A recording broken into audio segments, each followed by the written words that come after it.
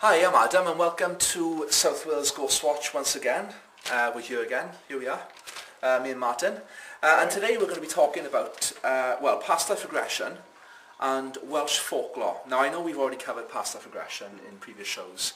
Now we're going to go slightly deeper into it this time though. We're going to ask a bit more probing questions. Well, I'm going to ask some more probing questions to Martin. And just remind us again, Martin, what is past life regression?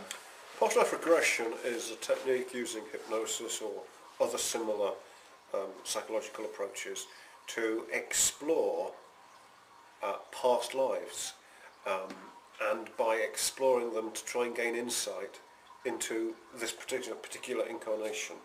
So past life regression is a method of uncovering, if you like, genetic, spiritual, whatever, parts of ourselves, looking at problems that we have that may manifest in this incarnation and have an existence in previous ones. So we are, if you like, tracing things to the root, exploring why things are, why you get drawn back to the same sort of woman that you shouldn't get drawn to, or man, or whatever, or why you keep making the same sorts of mistakes. The interesting point is that there is a tradition that people interested in the paranormal, the parapsychological, are people who've been studying it for years. An old friend of mine said that some years ago she had a dream in which she went to visit somebody and it turned out to be me, but it was set in Victorian England. So whether I had a past life as a parapsychologist, I don't know. But there is that belief that any interest in the mysterious, the unknown, the spiritual, is a connection with past life regression, with past life skills. And you may wonder why certain people have certain talents that they're natural at. Yes, yeah. Mozart, who could just hear a piece of music and remember it in detail. It might be that we inherit talents and skills. Yes. Okay. So what is regression therapy? Is that something? Regression therapy is usually something that we use to outline or explore a particular problem that somebody is having. It could be all sorts of things. You could look at a whole host of things. You could look at, as I mentioned before, why do I keep messing up my personal life? And you could within that explore, what is it about a certain sort of person I'm drawn to? Is that person somebody I have known before? Because you think of that in a particular way. You have somebody you had a really close, intimate relationship with in a past life. You run into them again. Yeah. That might suggest a number of things. It might suggest, first of all, you've got unfinished business. You've got to sort it out. Yeah. Yeah. Either you betrayed them, they betrayed you. Either you did something together that you shouldn't have done. Mm-hmm. You had some important message to pass on. Or there is patterns where people seem to get drawn back after particular horrendous events. There is a tradition that the reason that we have so much interest in the spiritual and whatever is because a lot of the Buddhist monks who died when the Chinese invaded Tibet in the 1950s are now being reborn. Some people call them indigo children. There is that sort of whole idea. Okay. So there's that. So you've got that sort of pattern. You have the belief also in, if you like, psychologists talk about scripts in life. A script that we pick up from our parents, or whatever. I think there may well be scripts that we pick up from past lives. That this is how it be. If you, there is a belief that at the moment of death, if you are full of regret or a yearning, you have to come back and finish it, or it's something you wish you hadn't done. Yeah. There is all sorts of traditions where people believe a problem with, let's think, a problem with figures of authority might be because you were a rebel. In a previous life. Or you were somebody who was authoritative and was a horrible, evil person who did horrid things. Yeah, and maybe that's why you can't get... That's right. Well, I'll be taking all those off somebody else because that's right. You were a rebel in a previous life. The old Buddhist tradition was that to recognise and break out of your karma, you had to recognise that you'd done wrong before you escaped it. Right. Then there is what I would call, I suppose I'd call it group karma.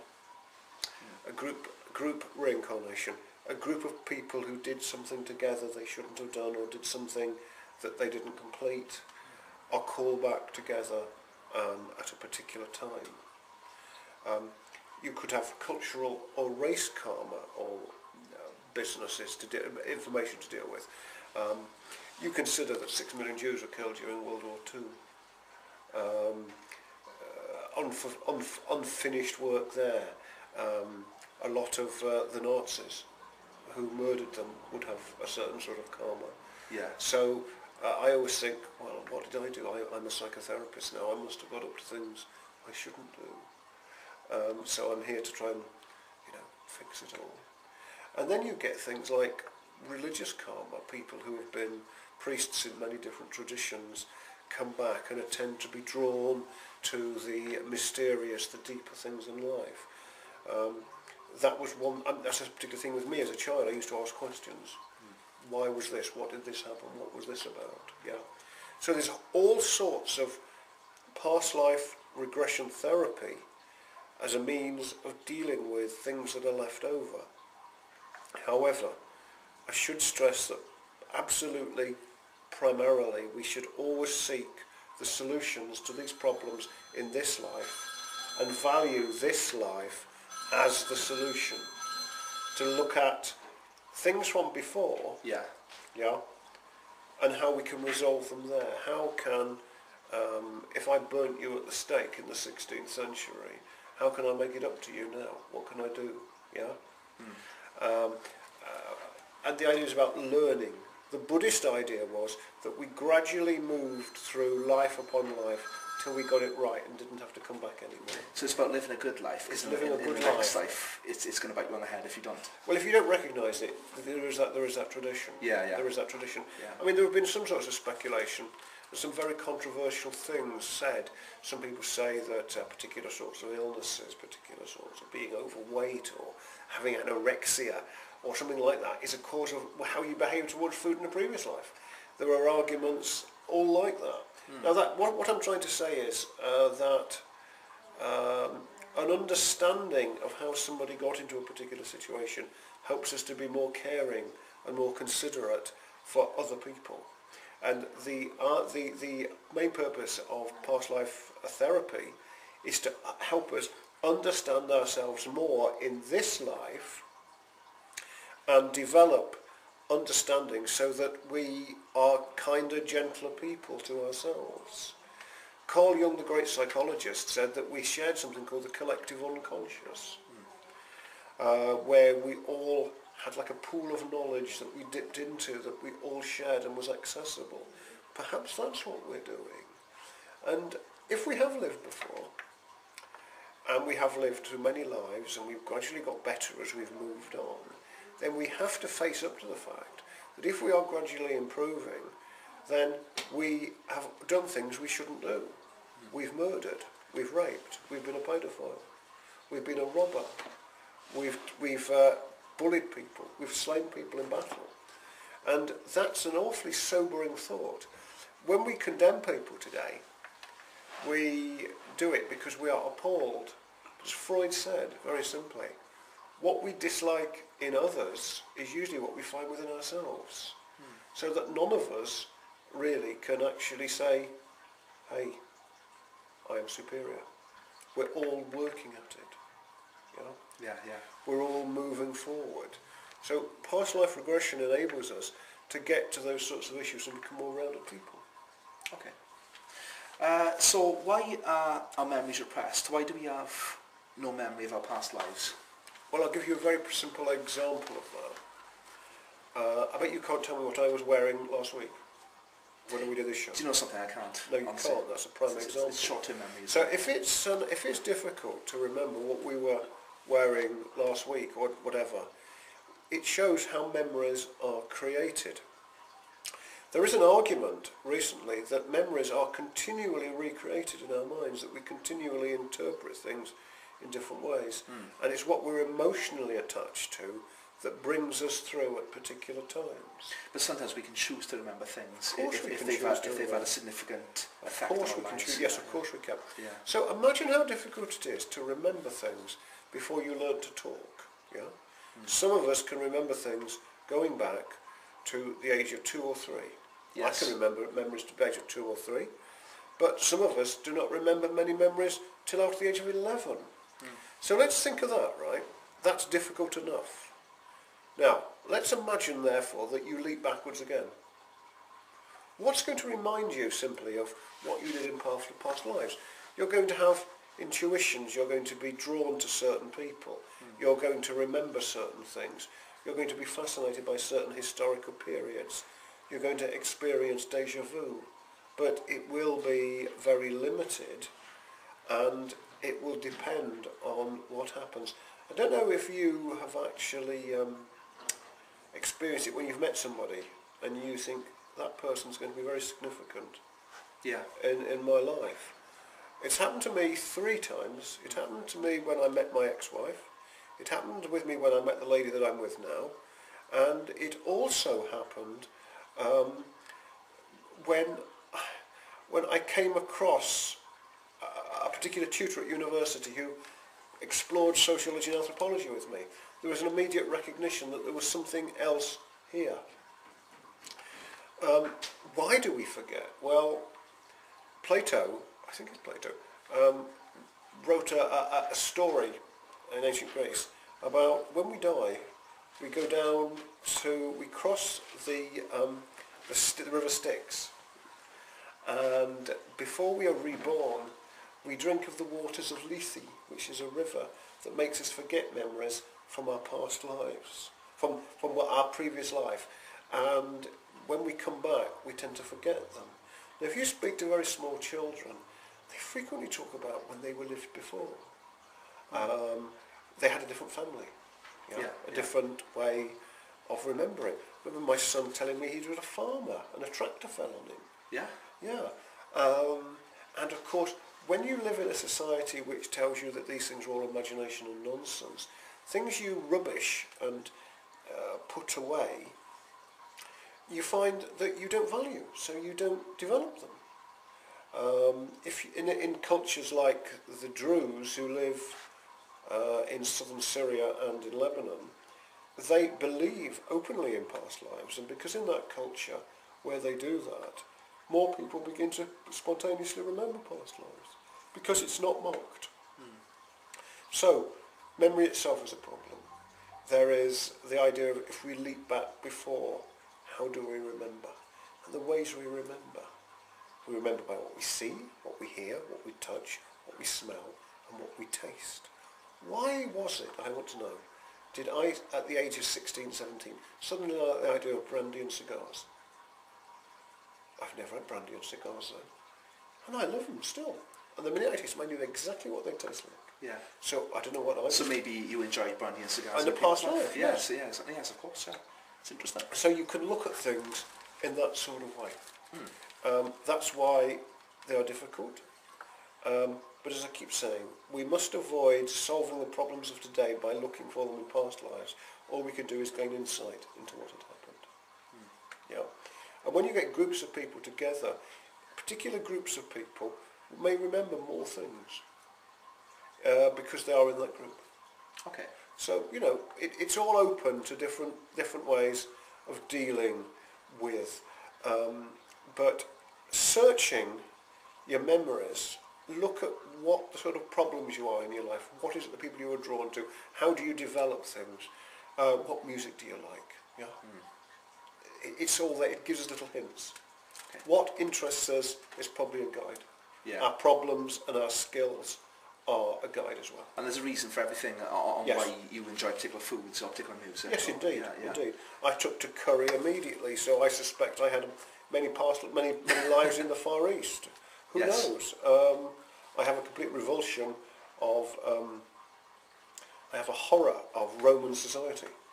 Perhaps I was a slave there and was mistreated. I have a fascination with old churches. Perhaps I was a monk or a clergyman. A fascination with Tibet.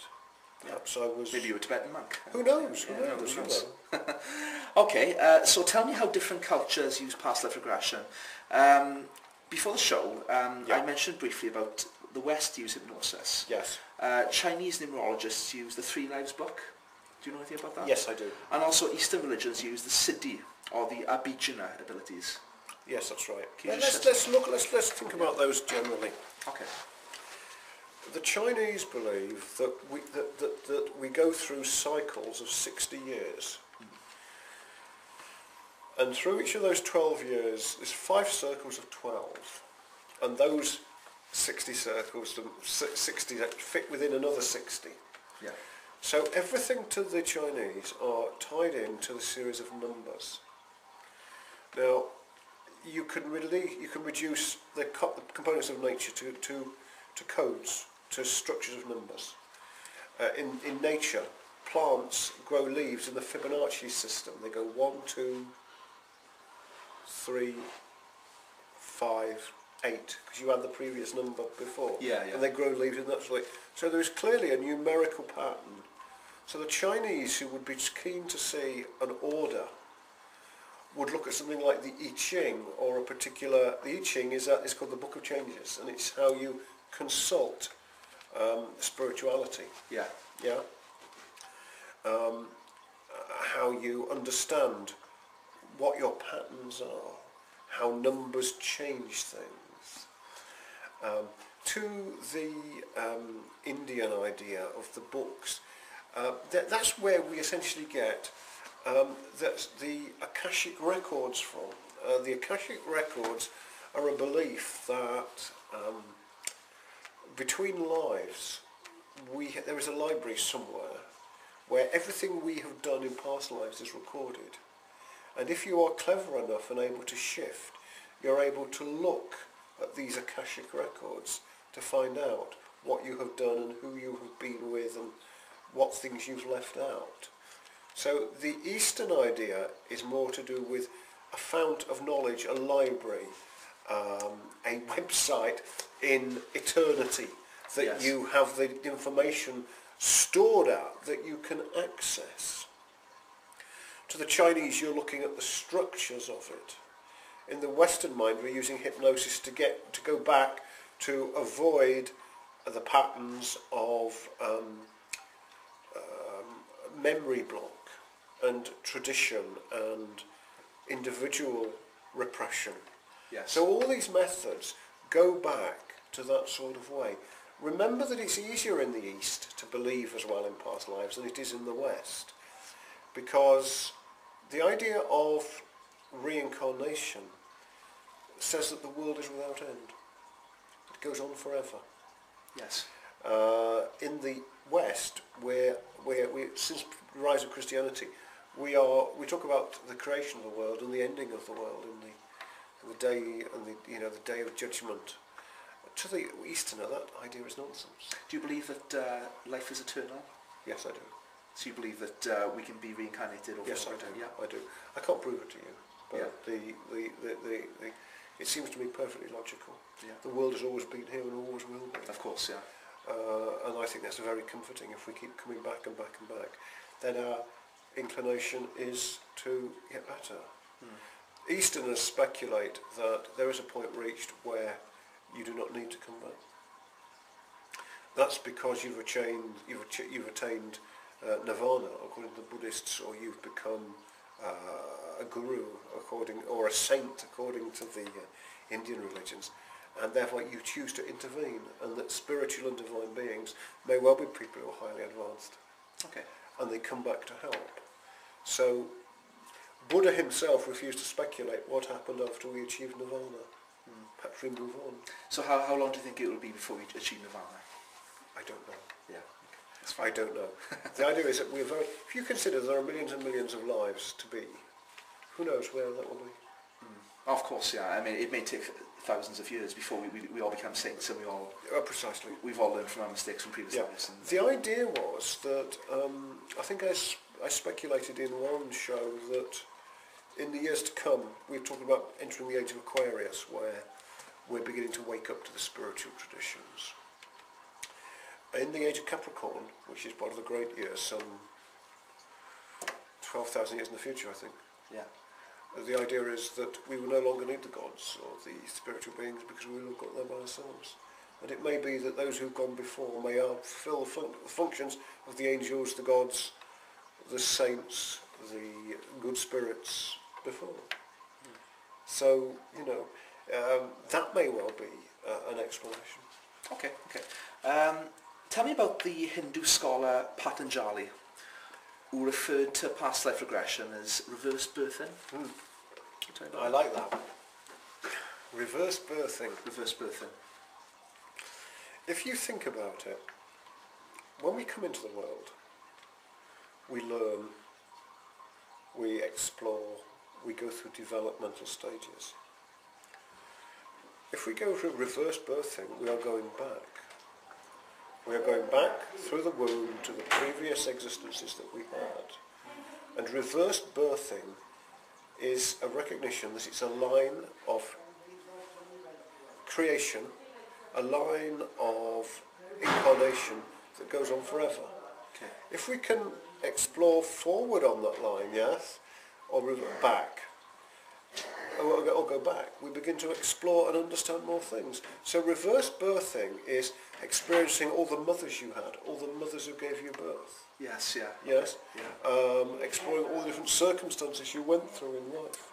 I see. So it's kind of like regression, except you're finding out... It's regression, it's reverse. When we realise it, we're very rude sometimes about non-Western ideas, but most of the significant ideas within quantum physics and within things like past life regression all originated in India and the Far East, except they didn't call it what we call it today. Yes, yeah. I have a theory that there is nothing new. There are different ways of stating it, and then we move forward. Okay, that's fine. So tell me about Meng Po, or the Lady of Forgetfulness. The Lady of Forgetfulness is, if you like, the lady who helps us forget when we die and before we are born. She is the midwife of, just as we have midwives at birth, there is a tradition we have a midwife at death who helps us move from one state of existence to the next. Okay. But the price of it is forgetfulness. As we become more and more enlightened, the idea is that we become to remember more and more. Okay. So you begin to develop greater understanding, greater perceptions, because you're having more insights. So does Meng Po make us forget our lives once we've been reborn? Or does It depends on the degree to which we understand the process. Right. The Okay. key in Eastern ideas like this is realising what we've been through. Right. Okay. So it's the idea of the Lady of Forgetfulness. Sometimes there are things that are necessary to forget before we can move on. Okay. Yeah. Yeah, that's fine. Sometimes, like that famous song, sometimes it's easier to forget. Yeah. Yes, Sometimes yeah. it's easier to change the memories because It's easy to forget, yeah. there are things that get in our way. Yeah. Sometimes there are things we just conveniently change because we can't really face up to them. Sometimes it's necessary to do that. Sometimes it's also necessary to remember, to understand, to make links. Okay. How do you think psychologists or mediums develop an interest in past life regression? Like yourself? Well, it's the central question of where we came from and where we're going to. It's always reasons to ask questions about the things that we don't know, the things that we're trying to work out, where we are going to, where we are coming from. Let's think of the concept of birth, life and death. We, as humans, experience death when we lose a pet usually, or we lose a parent or a grandparent. And children want to know, what is this thing called death? And they begin to ask themselves, what happens after death? What happens, where were we before we were born? And if you begin to gain the idea of beginnings and ends of this individual life, you think, well, who was I before I was born? Where will I be after I die? So a psychologist or a medium may well develop their skills that way, their interests, because they're trying to explore what is happening. And their interest, they'll try to read about it, they'll try to experience it. I have a friend who spoke fluent Russian. He started speaking Russian when he was 4. He had no clear memory of it. It faded. But the interesting thing is, he's since got engaged to a Russian lady. Okay. And so that might suggest a possible previous Russian life. There are people who start speaking languages that they know nothing of. I think it's the anomalous, these things we can't explain, that begins to help us understand. Okay. So things that happen to us in our lives. In our lives, and understand try what to we make were sense previous of what lives. happens. And that's why we're doing our first past life regressions. Yes, we should be coming very, very soon. Very, very shortly. Yeah. It's very exciting, isn't it? Yeah, it's very exciting. And the idea is that people will begin to remember in different sorts of ways, in different sorts of situations. Okay. So why do you think people volunteer, well, like myself, for regression therapy or to be regressed? Well, I could offer 5 solutions. They want to know... I can give you my answer, because I'm Well, curious. we'll talk about it in a minute. But we want to know, first of all, who they were. Yeah. Very simply. They want to find out because it wants to give them understanding and insight into what happened and why they are who they are and why they are interested in particular things. Other people might want to do it because there's a fear of death, and they want to know, do we survive? Are the previous lives and past lives to come? Yeah. The idea of being able to experience that is remarkably powerful in changing people. It's rather like people who've had near-death experiences. They begin to get another perspective on it. Thirdly, there are people who are just curious and they want to disprove it. And they want to show that it's all imagination. And as a result of that, they explore those things.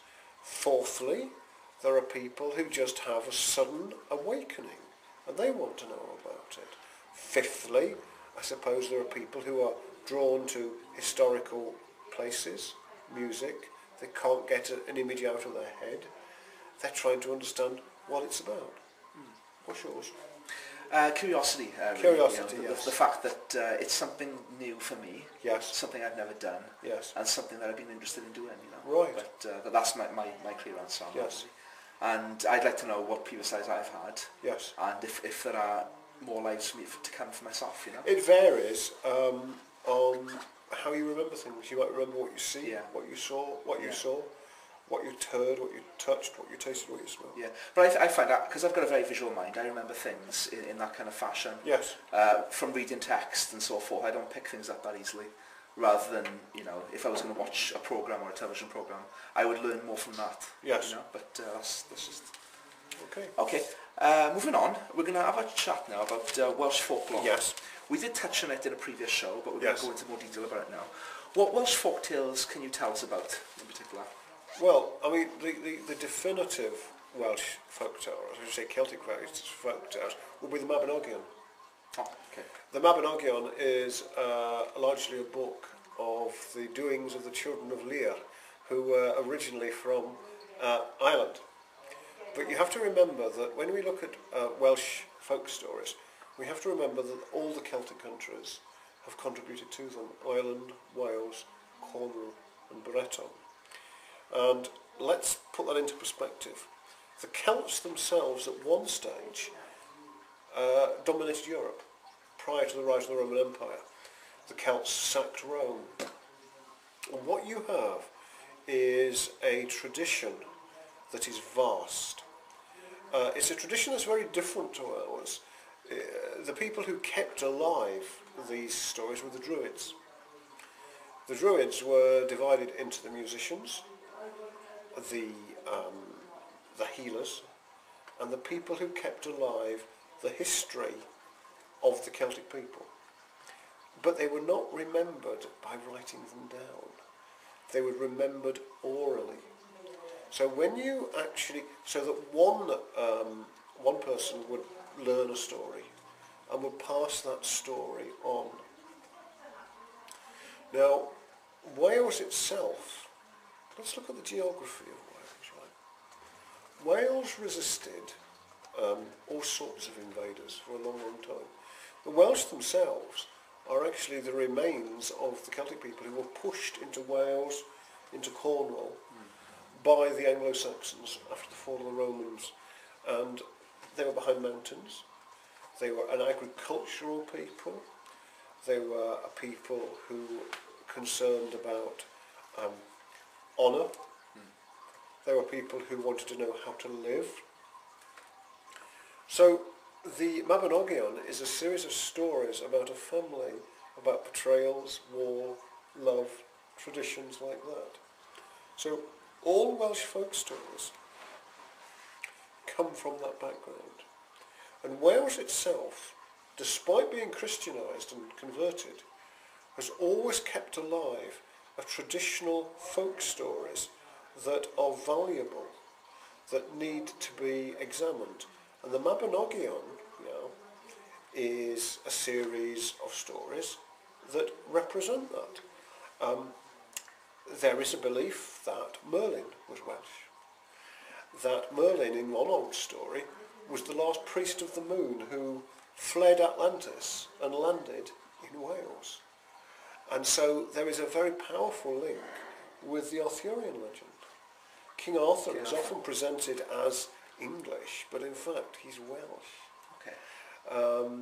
He's Celtic, and his battles were not so much within Wales itself, but within the West Country, which was known as West Wales at that point. So Arthur himself is fighting against invaders. When Henry VII landed in Wales to seize the throne and kill Richard III, he invoked a prophecy that said that once more there would be a king of Welsh blood ruling over the kingdom. He called himself the son of the prophecy. So the idea of the Welsh as we have very different traditions to the Anglo-Saxons and the other who've moved in and suppressed the traditional ideas. The Welsh have a very unfortunate history of being sneered at. If you look at some of Shakespeare's plays, people mock the Welsh.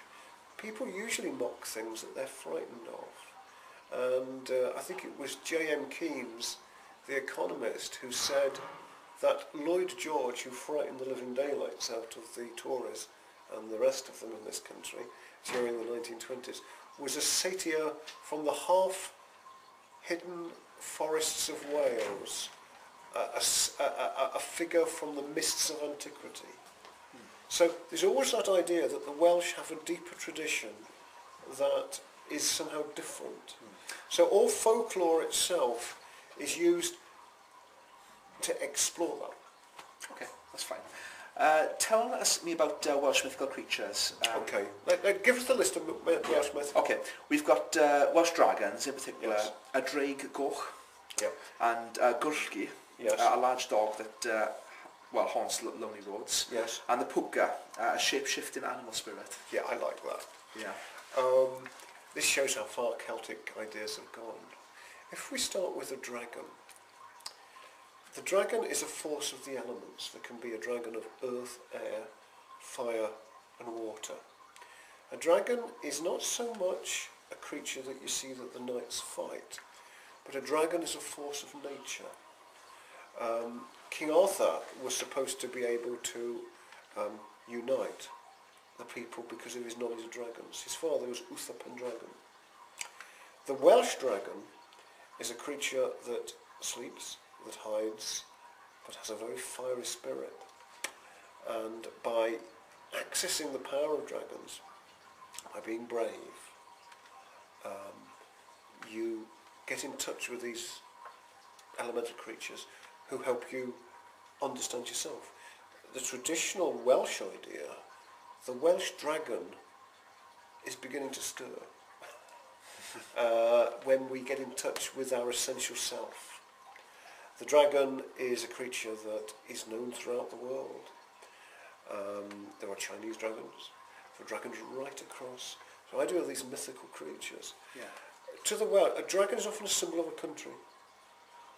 If you think of the Welsh dragon on the flag, it's something far more moving than traditional Union Jack. it's more pagan, it's more pre-Christian. It's something there that's essentially powerful. Yeah. Do you think dragons ever existed? Well, we know that the ancient Greeks, when the ancient Greeks discovered the bones of dinosaurs, and they decided that they were dragons. Dragons are a legend that exists in our imaginations. Perhaps it's a memory, a tradition passed on of great monsters that threatened. Yeah. I don't know. I'm A not lot of sure. people thought they were dinosaurs, like you said. Precisely. Oh yeah, okay. I can see there's a certain similarity. There's a great similarity with there. the face and the facial features. In the Bible, in Genesis, it talks about God creating the dragons and the monsters, and that's an interesting one. And the idea of a dragon is an elemental force that is there. When St. George slayed the dragon, sometimes I wonder if that's a metaphor for the conversion of Christianity, where the old pagan beliefs of power of nature were slain by the rising church. I don't know. I don't think dragons are necessarily evil. Okay. I think sometimes we make evil what we fear. Yeah. The dog. Yeah, the dog, the gulki. Yeah, I don't know if I've said that right, by the way. I wouldn't even attempt to pronounce that myself. The dog. Let's think about the dog. Let's think of the history of the dog. The dog was the first creature that was domesticated. What we think happened in the Neolithic period is that hunters went off and slew wolves, and the pups came back. And the dog and the human existed side by side. The dog chose it. We didn't domesticate it. The dog chose it because they could eat our scraps. And as a result, the dog became a very powerful symbol of a force to protect. We learnt hunting. We taught the dog to hunt. We taught, and the dog went along with that and just grown up with us. Now, in a society like Wales, where do we use dogs? We use dogs to protect sheep. We use dogs as farm animals to guard. Yeah. But let's think about the dog that is outside, the dog that walks the lonely roads. Yeah. The dog that walks the lonely roads is the dog that is not dominated by us. Yeah. It's a dog that's out there that belongs to somebody, because all dogs belong to somebody. So who do they belong to? Or is it dependent? Is it stray? You know? Is it a stray? So you've got the idea of the dog as a hunting creature, a dog who is protecting, who is searching, who is looking for a threat. The traveller who meets the dog on the lonely road, is somebody who is they've done something wrong, or the dog is trying to get a message. The dog is an intelligent creature who is giving a message. We have dogs that hunt, the wild hunt, who hunt down the evils in life, evil people in life. And as a result of that, by hunting the evil people, they are rounding up, they are a dog of the gods, a dog of the old ones, who are there to deal with these things. Yeah. So as a result of that, the dog is a symbol of something both good and justice and protecting and searching. The dog is a creature that is a useful assistant, but a threat as well if you do wrong. Yes. The wild hunt will get you if you do wrong. In the modern series of Supernatural, they have hellhounds. In ancient Greece, we had Cerberus, who was a three-headed dog, who guarded who guarded the entrance to the underworld. In Harry Potter, in the first Harry Potter film, there is a gigantic three-headed dog, I believe, that is guarding the Chamber of Secrets. Okay? Okay. So you've got the idea of the dog, which is a creature allied to us, but he's also allied to somebody else who's keeping an eye and making sure things are just and kind, and that you behave yourself. That's fair enough. And the puka. Right, puka. Very interesting creature. The puka is a giant creature that is an animal, it's a shapeshifter. It appears like that and can only be seen by individual people. It's a trickster. It mocks, but it's there for a purpose to help you. If you think of the puka in the first film, Harvey, which was a film made during the 50s, about an invisible 6-foot rabbit that could only be seen by the local town drunk. And yes. at the end, he converted everybody to believing that the puka was there. Okay. I haven't seen it, but you mentioned it in the previous And show. also in Donnie Darko, Yeah, Donnie Darko. Frank fulfills the role of a rabbit that only Donnie Darko sees. Yes. So the puka is a creature who helps you understand. And that try and illustrates just how powerful Celtic myth, Welsh myth is in helping us understand how these things happen. So we can trace an image like the puka right the way back. But we see it stated again in Harvey, in Donnie Darko. Okay, cool, that's fair enough. So what got you into Welsh folklore yourself? Well, my interest in it came because my great grandmother was from the island of Anglesey, and there was this sort of tradition of understanding Welsh folklore and stuff like that. And as a child, I was always raised on mythology and folklore, and coming back to Wales enabled me to explore that far more deeply. When I was doing my anthropology degree, I read a book by Evans Vence who was called The Fairy Folk in the Celtic Countries, and that's a belief in the fairies and the other world. And I read the Mabinogion, and I read about Merlin and the Tuch, who is a gigantic boar who King Arthur hunted.